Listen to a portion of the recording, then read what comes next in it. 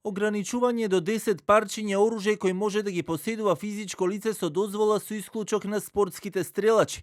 Исто така, годишно ќе биде дозволено физичко лице да користи 500 куршуми, освен ако не приложи оправдана потреба за поголема количина, а секое парче оружје набавено од сиви зони ќе биде уништено. Ова се само дел од измените во новиот закон за оружје за кој денеска се дискутираше на јавна расправа во законодавниот дом.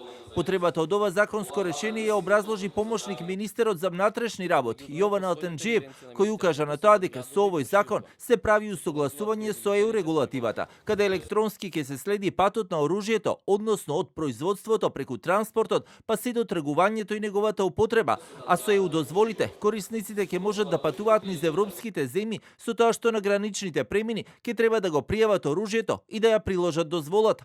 Одиме кон тоа сите овие постапки да станат електронски. Во меѓувреме, постојната евиденција на Министерството се надградува и проширува. Се поврзуваат производителите, трговците, посредниците, стрелиштата и превозниците. Она што може законски да се регистрира, ќе се регистрира, она што не може, се уништува.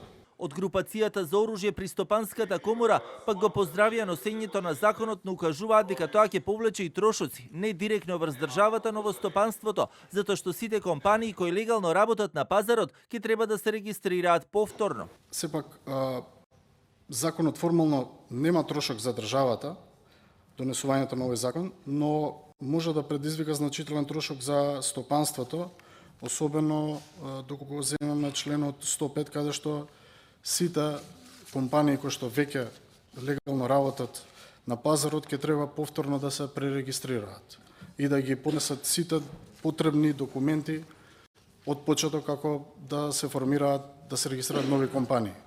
Забелешки дека претходно не биле консултирани за законот, изнесоа и од Комората за приватно обезбедување, од каде реагираат на скратениот рок за дозвола, кој претходно важеше 10, а сега е само 5 години, а доколку во последните 6 месеци пред истекот на дозволата не се обнови, оружјето може да биде одземено, а глобите се од 500 до 1000 евра за правно лице. Исто така нејасно е зошто законодавецот предлага глоба за правното лице во висина од 500 до 1000 евра за ако во рок од 6 месеци, за овие 6 месеци, за кои што сметаме дека е голем рок, веќе го нагласив, и треба да се намали или да остане постоечката формулација во најмала рака.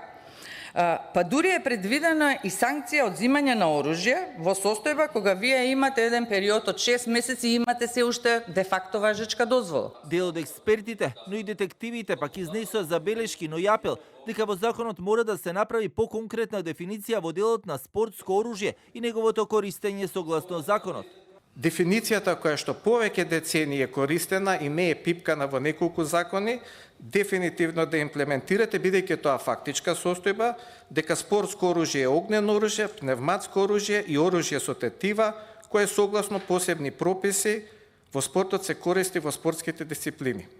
Законот за оружје беше донесен 2005 и до сега беше 15 пати надополнуван. Новото законско решение пак треба да се усогласи со европската регулатива.